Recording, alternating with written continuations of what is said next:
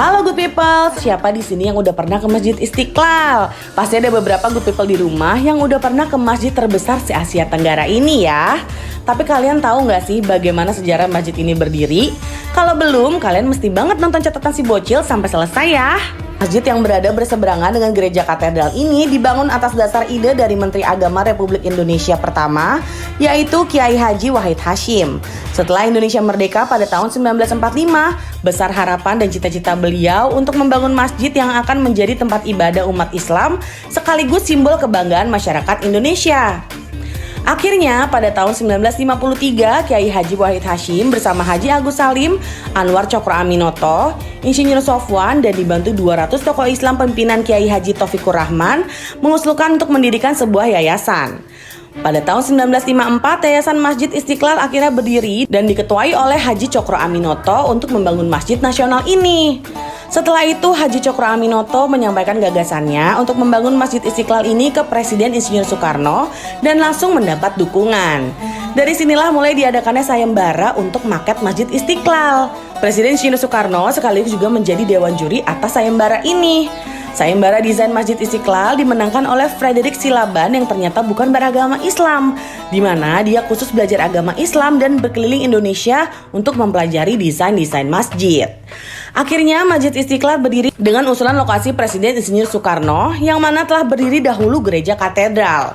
Hal ini memiliki filosofi tersendiri buat presiden kita ini karena menurutnya untuk menunjukkan kerukunan dan keharmonisan kehidupan antar umat beragama di Indonesia. Akhirnya peletakan tiang pertama di Masjid Istiqlal itu dilakukan oleh Presiden Insinyur Soekarno pada tanggal 24 Agustus 1961 bertepatan dengan Maulid Nabi dan disaksikan oleh banyak masyarakat saat itu. Namun pembangunan ini berjalan tidak mulus karena situasi politik yang tidak kondusif hingga peristiwa G30 SPKI. Bener-bener banyak lika-likunya ya good people. Akhirnya 1966 pembangunan kembali berjalan dan memakan waktu selama 17 tahun untuk penyelesaian pembangunan Masjid Istiqlal ini. Wow, lama juga ya. Tapi kalian bisa lihat kan gimana bagusnya Masjid Istiqlal sekarang? Terakhir, info dana pembangunan masjid ini yang mendapatkan dana bantuan dari pemerintah sebesar 7 miliar rupiah dan 12 juta US dollar. Itu dia sejarah berdirinya Masjid Istiqlal tadi. Semoga bisa menjadi wawasan pengetahuan baru buat good people di rumah. Oke, sekarang kita kembali lagi yuk ke liputan reporter cilik kita. Halo Adiat dan Mazaya.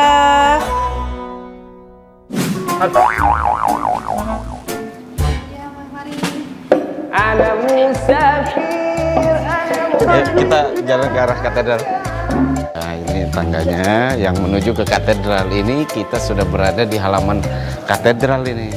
Nah, ini sudah kita keluar dari ke halaman katedral, bisa langsung melihat katedral. Ada Pak, makasih banyak ya Pak buat hari ini udah ngajak saya putar-putar tadi Masjid Istiqlal. Sekarang kita udah nyebrang ya Pak.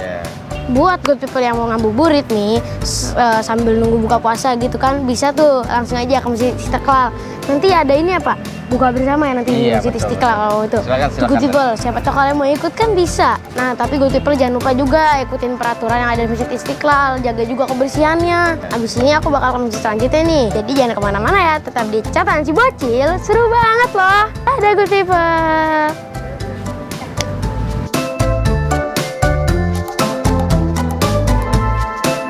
Nah, sebelum kita lanjut keliling masjid selanjutnya, Adiat mau sholat dulu nih di Masjid Istiqlal.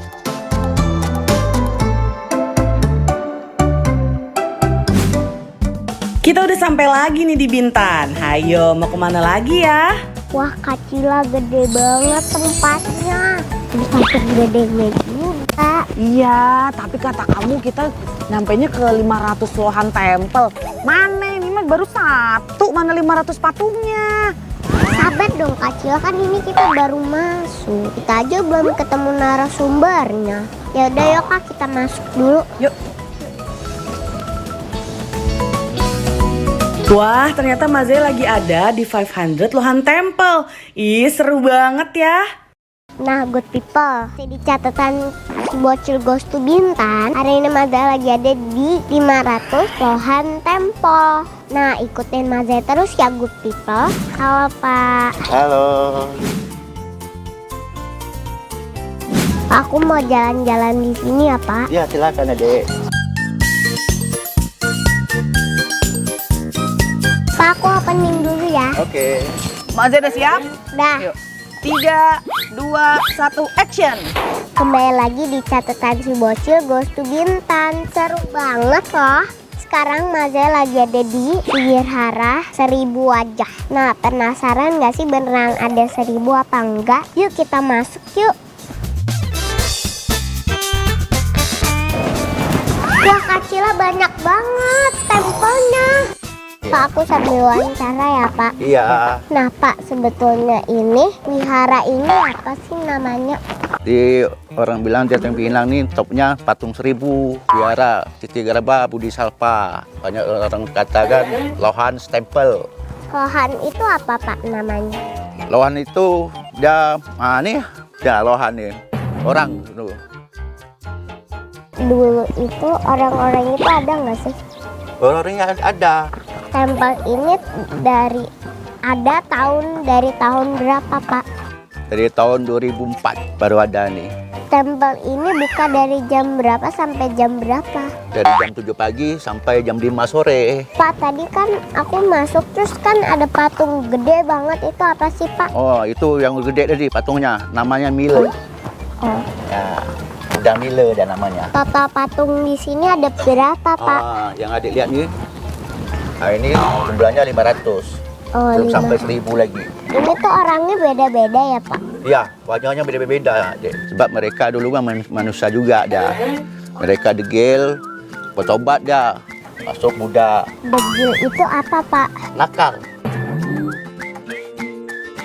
Pak, ini tuh patung ini ini Bapak yang bikin apa ada sendiri, Pak? Ini buatnya dari Cina. Jadi datang langsung dari Cina. Iya, datang dari Cina langsung dia. Oh. Naik apa, Pak? Dan naik kapal. Harganya ini berapa ya, Pak? Harganya, kira-kira satu patung nih ya, sampailah 100 lebih, 100 juta lebih. Ini tuh rumah buat ibadah apa sih, Pak? Ini agama Buddha. Oh, tapi kalau agamanya itu bukan Buddha tuh boleh masuk gak, Pak? Boleh, siapa saja boleh datang. Sebab sini kan objek pariwisata. Ada tiketnya gak sih, Pak, masuk sini? Ada, satu orang 5.000, anak-anak gratis. Berarti kampus aku tadi bayar tuh harusnya pakai. Iya, nanti Kak Cila bayar deh. Gak pakai duit aku ya, Kak Cila.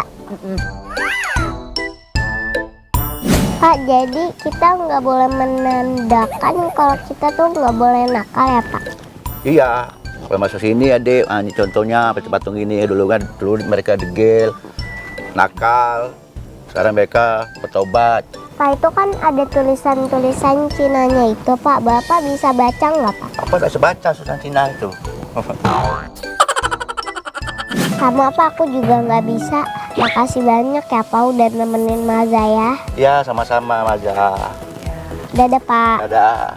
Nah, ini dia nih good people yang diceritain sama bapaknya. Tempat beribadah teman-teman yang beragama Buddha.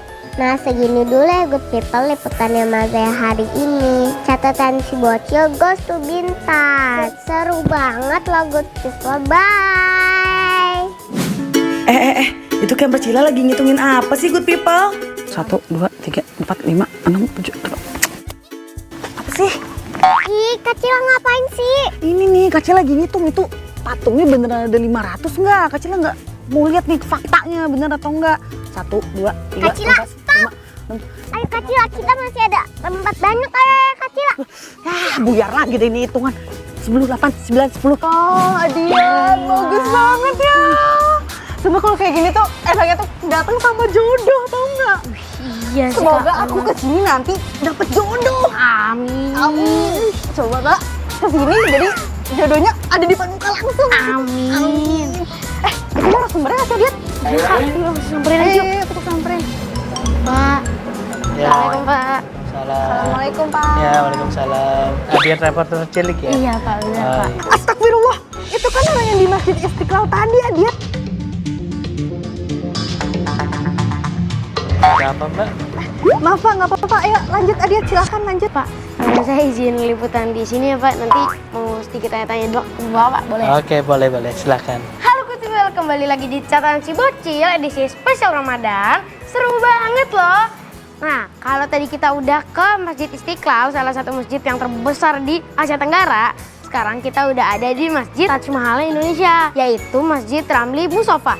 Nah, uniknya dari masjid ini tuh bangunannya tuh mengandung empat budaya ya? Iya.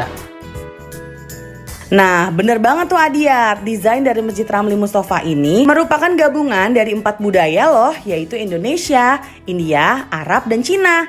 Wah, unik banget ya good people. Banyak banget ya, keren. Oh iya Pak, itu tadi pas di tangga itu ada Al-Fatihah Pak.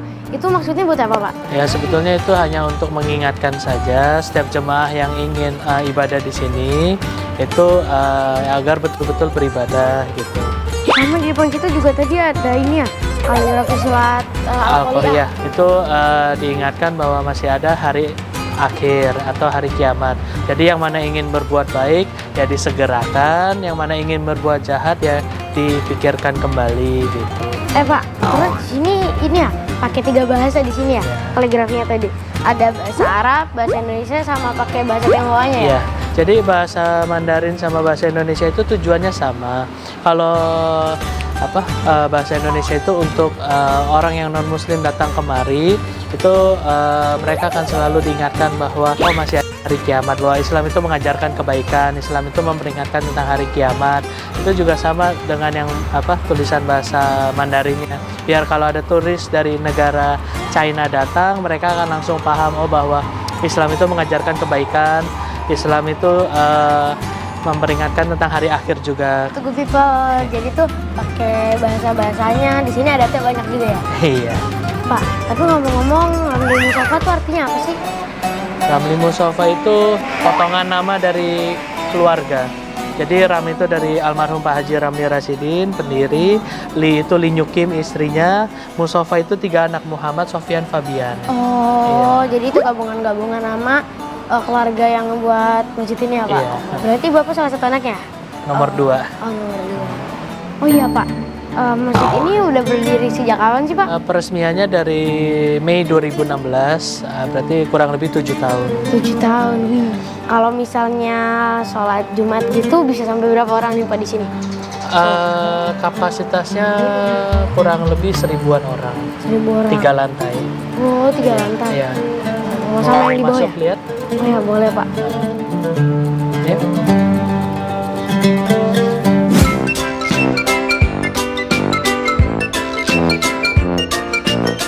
Oh iya, Pak.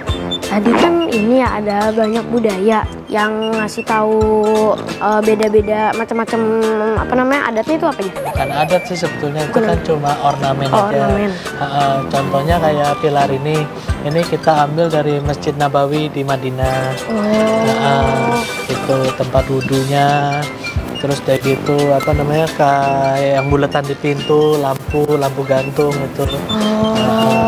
Ya kalau Indianya kan karena tampak luar itu dari luar seperti Taj Mahal gitu. Iya Pak.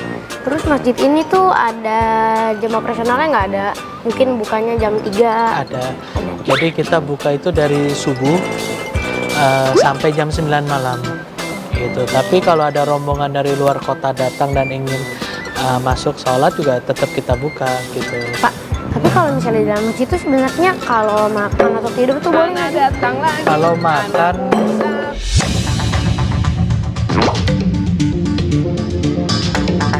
datang lagi anak Musa.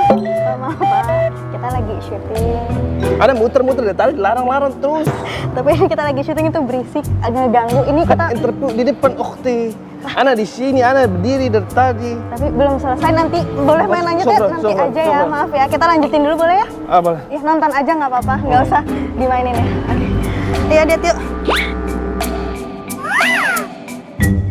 Sabar Kak, aku juga kesel sebenarnya tapi kan lagi puasa. Ya, tapi dari tadi dia Batal nungguin nanti. kita, Iya. Dian. Maaf ya Pak, maaf ya Pak. Kita lanjut lagi yuk, Pertanyaannya diulang ya Diat ya. Yuk. Pak, kalau misalnya makan atau tidur tuh sebenarnya di masjid boleh nggak sih Pak? kalau kita sih kalau untuk makan boleh di lantai dasar. Itu tapi kalau tidur sih juga sebetulnya nggak masalah sih selama ya asal nggak ngiler aja sih sebetulnya. Oh, kita jalan-jalan sedikit boleh ya, Pak? Aku pengen lihat ya, di balkon itu ada apa tuh di Boleh. Good People. Kita lihat keluar masjidnya. Nah, ini biasanya di luar ini buat apa, Pak, tempatnya? Biasa sih cuma buat foto prewedding aja sih. Oh, foto prewedding ya? Oh, kalau misalnya foto prewedding tuh biasanya mereka nyewa tim sendiri atau dari siapin dari sini, Pak? Oh, mereka udah ada bawa fotografernya sendiri. Kita kan cuma menyediakan tempat. Ih, seru banget nih foto prewedding di sini ya, Diat. Seru banget ya Allah. Jodohnya aja dulu ya.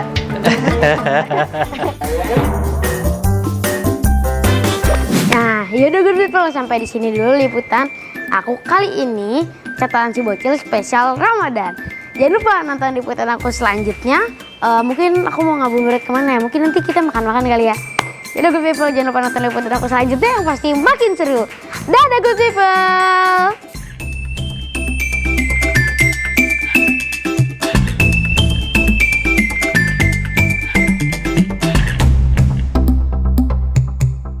Kalau antum tidak menerima, ana bisa nelpon Umi. Duh, camper Sherina nggak mau kalah nih sama Adiat. Lagi liputan disamperin sama penggemarnya tuh. Tapi gimana ya kelanjutan camper Sherina sama penggemarnya itu? Tetap di catatan si bocil. Seru banget loh. Kalau ana bilang antum paham, paham ya. Antum paham, paham.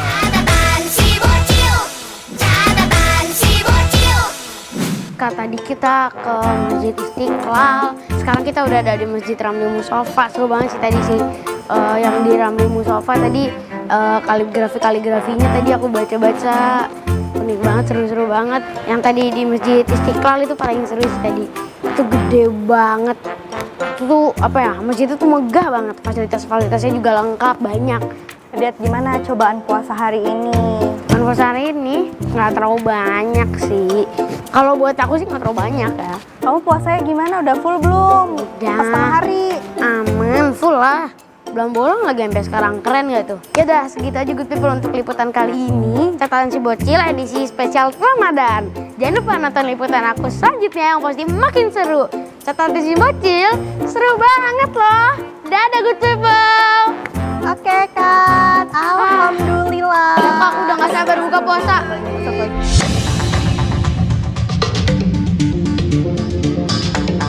Jadi ana tadi di Istiqlal ikut antum.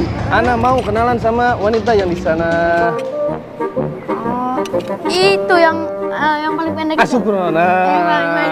Coba antum panggil dulu. Kak Sherina sini. Ini kenapa ya? Tingginya beda ya. Assalamualaikum. Waalaikumsalam. Jadi anak punya maksud, anak mau punya hajat ta'aruf antum. Anak punya sesuatu buat antum. Anak punya banyak barang-barang di tas yang berat ini. Apa Ini tuh? yang pertama ada bunga. Masya Allah. Desir pasir di padang tandus. Kalau bunga tidak cukup, antum menolak anak punya emas dari zaman Fir'aun. Ada satu lagi. Berat os. Ya, ini buat aku. Kalau antum berat. Kalau antum tidak menerima, ana bisa nelpon Umi ana yang ada di Arab. Ana punya 173 unta. 173 unta. 173 unta. Ana paham? Paham. Kalau ana bilang antum paham? Paham ya. Antum paham? Paham. Majikan kaya dia. Kita kan baru kenal dia tadi, baru ketemu tadi. Gimana? Abah anak punya di Baghdad kilang minyak, ibu anak penjahit kain sutra, halus dan jaga kara.